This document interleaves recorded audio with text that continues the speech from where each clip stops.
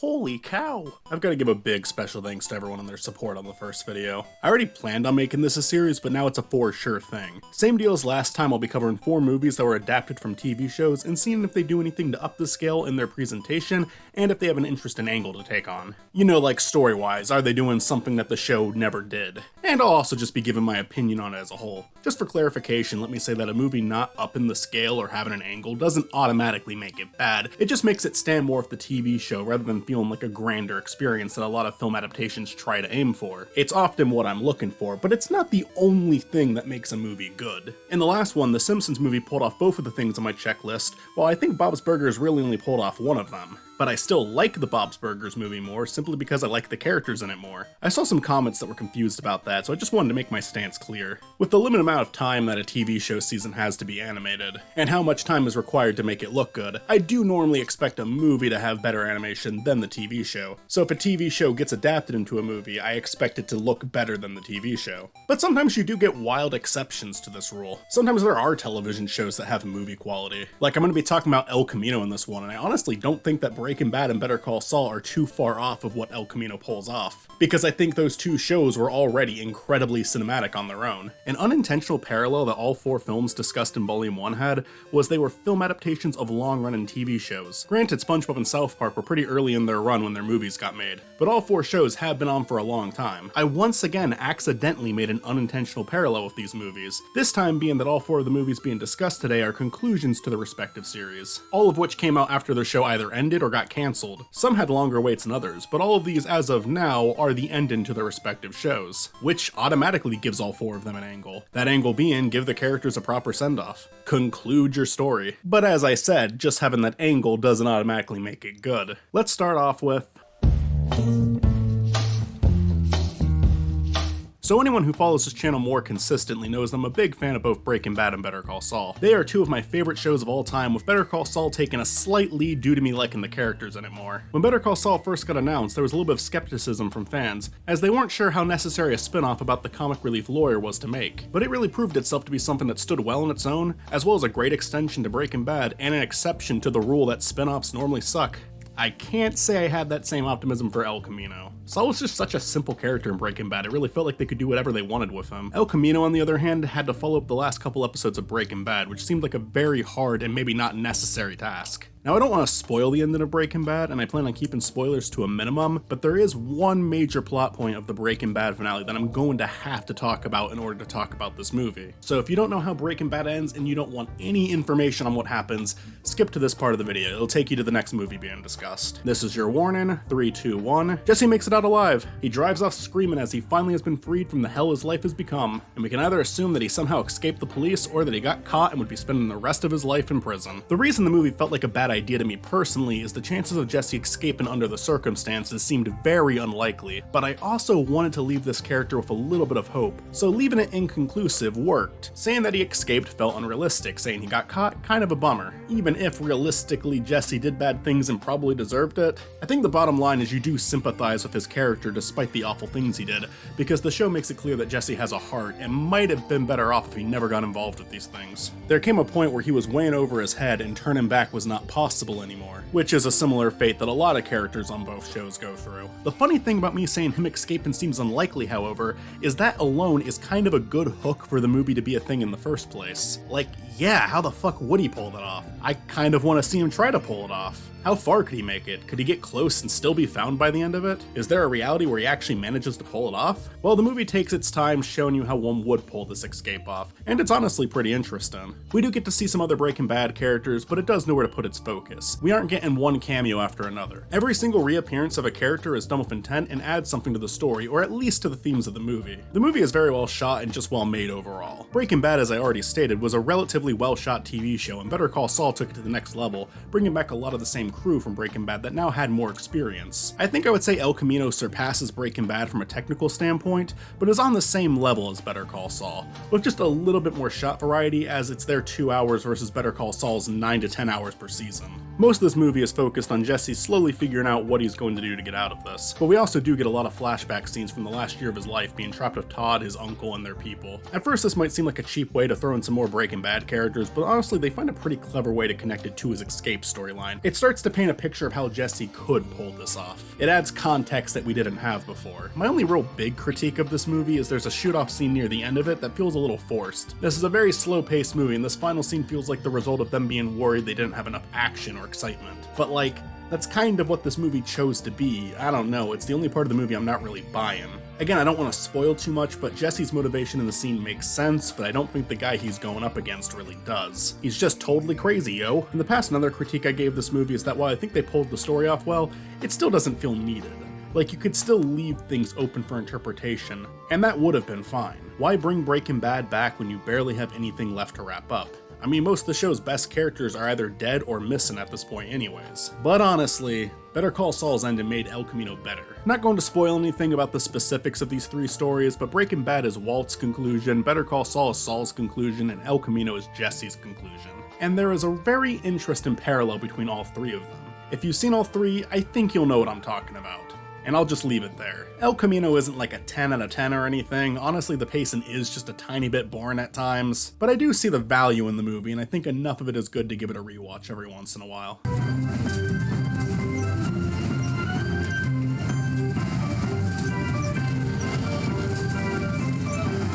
Blue Mountain State is definitely a show that did more for high school me than Nearly 30 me, but I won't deny that it could be really funny at times. Each season focusing on a different year of college for our main character Alex Moran, his best friend Sammy, and his entire football team, with Thad Castle being the most standout member of that team. Hence this film's priorities. The show was cancelled after its third season, so we never got to see Alex do his senior year. Although the show did still end on a very high note. It was such a good finale that it really did feel like they were aware this was going to be their last season, so they tried to make the ending feel as conclusive as possible. But of course, getting a show about the party life experience at college that ends on your junior year kind of feels lame, so a few years after the show ended, they launched a Kickstarter to try to get this movie made and finally give us their senior year. They made a really funny Kickstarter video too, that being the central focus of the video. I'm doing a Kickstarter for Blue Mountain State the movie, and I just kind of wanted to see. Can you just say one thing real fast? Blue Mountain State was a great show that ended too soon. Shut. Okay. Run! Run! On top of that, it promised a movie that would finally give us Alex's senior year and the return of characters that left the show before it ended. Yeah, Blue Mountain State had a really bad track record with this. All three seasons managed to hold on to Alex, Sammy, Thad, and the coach, so I feel like its most necessary characters were always there, but then you had characters like Craig Shiloh, who was a major part of the first season. Radon was a hilarious character introduced in season 2 and was personally one of my favorites, but then he didn't return for season 3. Mary Jo was a pretty enjoyable character to follow in the second season. She was Sammy's sister and was also very involved in Alex's arc during that season, doing the whole will they won't they bit, but never taking it too seriously so it could still be funny. She is there at the very start of season 3, but she gets written out pretty quickly and doesn't even come back for the finale. These were three really important characters to the show at one point, and the movie promised that all three of them would play a role in the film. Mary Jo did play a big role throughout the entire film. Shiloh was more of a cameo near the end, but he gets a whole scene, and I don't even know why they bothered with Radon. He has like one line in the entire movie. He shows up in the group shot near the end of it as if he was part of it the whole time, but no, he barely did a damn thing. This was such a tease. You know what else was a tease? The Rise of Thadland is not about Alex on his final year of college, but instead the months leading up to his final year. It's a movie about them trying to save the Goat House as the school has a new dean who wants to shut it down. Thad's senior year was in season 3 and he has ever since gone pro and is now supposedly rich after receiving an outstanding contract from the NFL. When Alex asks Thad if he could purchase the Goat House so they can continue living in it and throwing their wild parties, Thad agrees if Alex manages to make his dream come true. Thadland, a theme park he imagined when he was a child.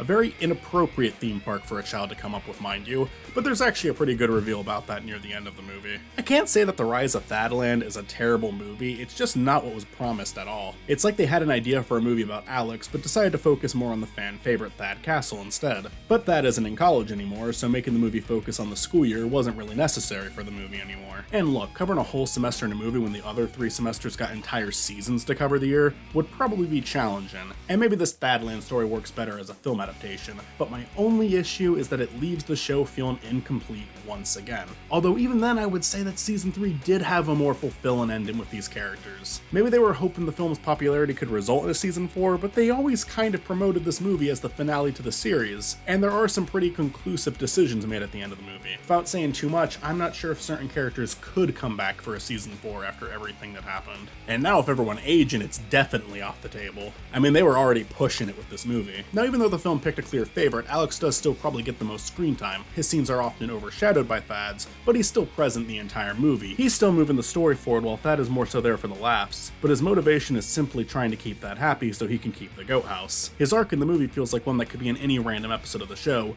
rather than a movie or a finale. Throughout a lot of Blue Mountain State, Alex just wanted to party during his college years and play as little football as possible, except in the fact that he would just end up becoming a gym coach like his father was. However, by season 3, he starts to consider the idea that he might actually be good enough to continue after college. He starts to question his own mindset a lot, and it does make for a more engaging character arc. But the movie has zero interest in this. I mean, they drop it entirely, and it just doesn't seem right to me. Alex flat out admits the team is going to suck this year and there's nothing they can do about it, so he just wants to party. And considering the school year doesn't even start within the movie, I guess it's the mindset Alex carried out. It's a big step backwards from the 3rd season. I don't think a finale movie should be taking this many steps back with a character. I think they could have toned Thad a little bit down in this movie. He was always a huge douchebag on the TV show, but a lot of the humor came from his secret heart and how not evil he was, but how completely insane he was. He did deep down love his teammates and the coach, and this movie does showcase it a little bit, but just ever so slightly. The movie feels like it's only taken certain aspects of the show and ignoring others, but it was all important. Sammy and Harmon get an appropriate amount of screen time. Donnie honestly has more than I was expecting. Dick Dog is kind of surprisingly a funny character to me.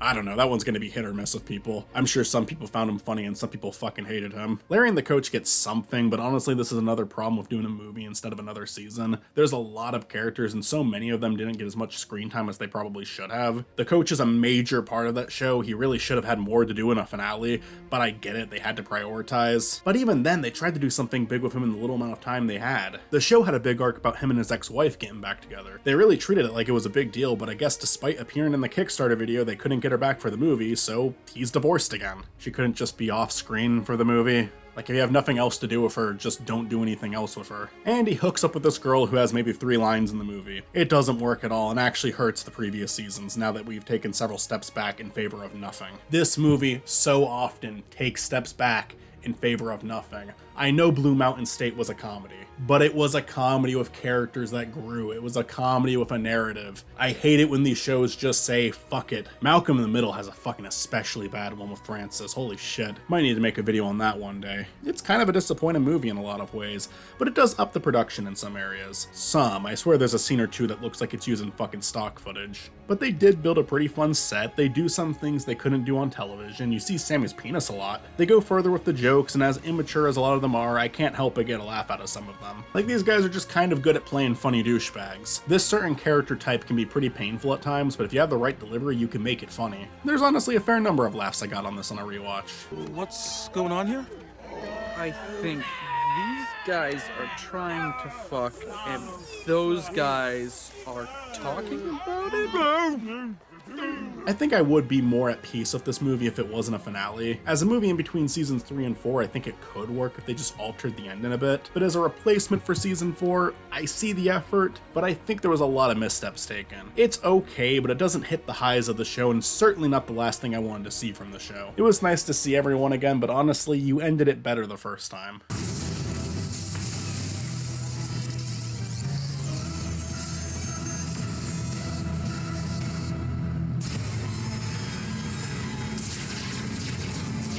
I think the only thing wrong with Enter the Florpus is it made us immediately say goodbye to Invader Zim again. I'm all for letting a series end. In fact, I think a lot of good TV shows stay on way too long. But Invader Zim is not one of those shows. It really did leave television too soon. And to finally get more, only to have it ripped away from us once again, really was too bad. But you know what? It's better than nothing. It's a lot better than nothing, because I think this movie nailed exactly what an Invader Zim movie needed to be. The animation is fantastic and messes around with a lot of different colors than what the show did, the movie being a lot more bright and saturated than the show, which is probably more so a difference in the series creator's art style since it's been so many years rather than a specific choice made for the film, but I think it works really well here. The movie looks great. Every voice actor was able to get right back into their old characters flawlessly. The writing was spot on, offering some nods to old episodes, but mainly going in with fresh material. Every character felt fully realized. Dib kinda carries the movie, but Zim still gets a lot of satisfying screen time. And even just seeing him succeed, if only temporarily, take over the Earth was really fun to see. Gaz gets a lot of screen time with Dib. They don't overuse Gur, but they're still sure to give him a big scene as he's probably the fan favorite, even to this day. Even Dib's father gets to play a pretty major role in this movie, and he's great. Tomorrow is Peace Day, and nobody is as excited for the big celebration as I am. Not scientifically possible! Everything about this movie is just great. I remember the first time I watched it, I was a little bothered by the film's pacing. I think I even said that in an old review on an old channel. Like, it took a while for the story to really get started as we have a lot of Dib unchairing himself and Zim trying to remember what phase 2 of his plan was. But on a rewatch, I don't even agree with that anymore. I think it goes pretty quickly. I love the different animation styles they play in both Dib's opening narration and when they enter the Floor Patrol. Invader Zim was always a very quotable show, and this movie has a lot of new quotes to add to that list. There are some really great moments and lines that I'll repeat with friends from time to time. And on top of all of that, it does help evolve the characters a bit, with the film going deeper into Dib's relationship with his father and sister. It's never taken itself too seriously, you shouldn't expect that from Zim, but Gaz is able to work with Dib and have feelings towards him aside from pure hatred, and Dib even has a nice moment with his father during the film's climax. Moments like these also help it feel like a movie, since it's doing things the show wouldn't bother doing normally. If I had to rank everything in the show, a ton of episodes would still go above the movie, but the movie does manage to feel right at home with the show, despite the many years in between it and the episodes. If they can't bring it back as a series, I would honestly be okay with another movie maybe every couple of years, but I don't think we'll get that. I've always been so surprised that Nick hasn't tried harder to bring Zim back. I think I've heard more requests for Zim to come back than Clone High, and that actually did come back recently. Anyways, great film adaptation. I'll have a little ranking of everything we've covered so far by the ending, but this one's going to be high up.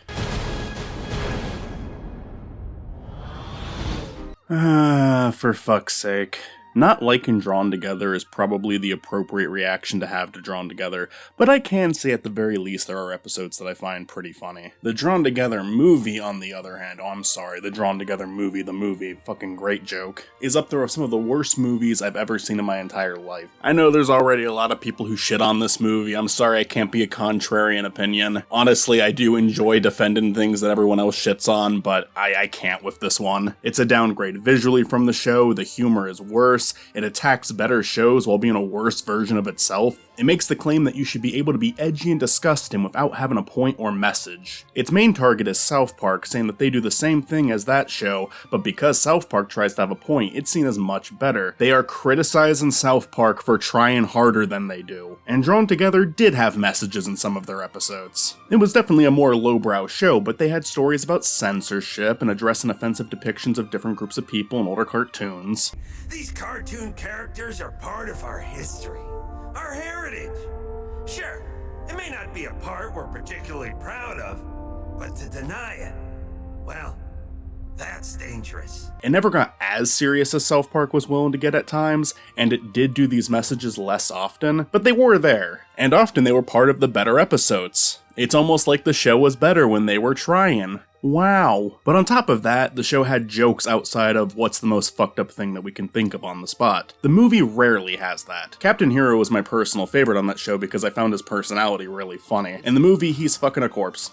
Because look how gross and totally fucked up that is. That is all he does. That is his one joke. The movie is being a worse version of the show out of spite, and it is one of the most embarrassing things I've seen in my entire life. The angle, like the other three movies, is to bring the series to a conclusion, and their way of doing it is actually kind of clever. Drawn Together was a show within a show about different cartoon characters, each from a different genre of animation, living in a house together. It had a reality television style throughout, from confessionals to the occasional challenge from the showrunner. The show was cancelled after its third season, so the movie is about the show's cancellation. It's about all the characters trying to get their show back while also learning the harsh truth that they aren't who they think they are, but rather parodies of who they think they are. I think this is a good idea for the movie. I like how it plays into the reality of what actually happened on the show. I like that the way they figure out they've been cancelled is their cursing is no longer censored. Granted, this joke only works if you were exclusively watching Drawn Together as it aired on television. Like everywhere else, these episodes are uncensored. I even think the jab at South Park could work in a meta way, since South Park did get Drawn Together's time slot. As a little jab at South Park, I think it could have come off as more funny than sour. But when you listen to the point that the Drawn Together movie is trying to make about having a point, it just starts to feel really lame. Like, South Park is not above being made fun of. You can go after South Park. If you want to call it preachy, sure, go ahead. But don't completely disregard what your own show was in order to do it. I could defend old episodes of Drawn Together, but the movie is over here basically telling me, don't. We aren't a good show, and we like that we aren't a good show. Well, if you spend an hour and 10 minutes trying to convince me that you're shit, I'm just going to end up thinking that you're shit. Except I don't think being shit on purpose is something to be proud of. Oh, but Spiny, you're taking this too seriously. It's just a little bit of self-deprecation. It's okay to do that. Okay, but again, the show was funnier than this. The show looked better than this. The characters were more enjoyable in the show. The satire was better on the show. Everything about this show that wasn't even that great to begin with was so much better than this movie. Let me give you an example. My favorite episode of Drawn Together has to be a very special Drawn Together after school episode. This is an episode where the character Xander is about to come out as gay to his parents, and asks his friend to help him prepare by doing a roleplay. At first they do this. Well, son, I'm sure I speak for the both of us when I say... But after clearly upsetting him, they feel bad and want to do it properly, which results in this. I'm gay. What? You're a goddamn queer? How could you do this to us? And from here it basically turns into your average Lifetime movie, or as the title mocks, your very special episodes of certain shows. It is a pretty offensive episode of television. Every episode of Drawn Together is relatively offensive, but they are making fun of some of the most pandering crap you'll ever see. And to be clear, having a show where you explore these things in itself is not pandering. These are things that shows should be able to talk about without getting that shit. But I'm talking about when a show that has no business doing an episode like this does it. When you have a total of 0 people writing the show that know what they're talking about or have any of that experience. Trying to tell the story in either the safest way possible or the most dramatized way possible. The ultimate punchline of this episode is all of his friends put on this long and ridiculous act, even when he isn't around to see it. Can someone explain to me why we are doing this when Xander's not around? Only for his parents to react like this. I'm gay. Well, son, I'm sure I speak for the both of us when I say... Again, I think not liking Drawn Together is the normal reaction to have to Drawn Together, but there are at least jokes here. It's an edgy show, but there is a point to the jokes being made and they have payoffs to everything that is being set up. Drawn Together was capable of this. The movie was not. The movie wanted to act like they were never capable of this. And I truly hate it for that. Terrible adaptation. On top of the joke sucking and the plot being a complete betrayal of the show itself, the characters are fucking miserable here. Now, some of this started in season 3, so the movie itself isn't entirely to blame, but characters like Clara or Waldor are especially bad here. Waldor was supposed to be the show's version of SpongeBob, the joke being he's an innocent character being thrown into all these horrible situations, with moments of him breaking character for a quick laugh. I'm not gonna act like him acting really fucked up wasn't a thing in the show, it absolutely was, but I think they knew how to balance it or come back from that. The movie just makes him fucked up and horrible the entire time. Like, you kind of lose track of who he's supposed to be entirely. Princess Clara got really bad starting in season 3. A lot of her humor came from being an old Disney character. Like Waldor, she was really innocent, but she also learned everything she knows about the world from old Disney, meaning she had a lot of really outdated beliefs and views of the world. But while the first 2 seasons painted this as more of her just being really naive, and even had her make active efforts to be a better person, season 3 just decided she's a bitch now and the movie doesn't fix that. She really sucks to watch here. They kill her off halfway through the movie and I'm perfectly fine with that. They don't even undo it, she's just dead. One of the main characters is just dead halfway through the film. This happens with a lot of the characters. I already mentioned Captain Hero sucks in this movie, which was a bummer to me. Xander was one of the nicer characters on the show and now he's just as much as a prick as everyone else here. Foxy, Toot, Ling Ling, and Spanky all feel relatively in character for this movie, but there's still not a lot of great jokes coming from them. Foxy did get me once with a scene towards the start of the film. If you ain't not a supervillain, then why would you need a bulletproof face?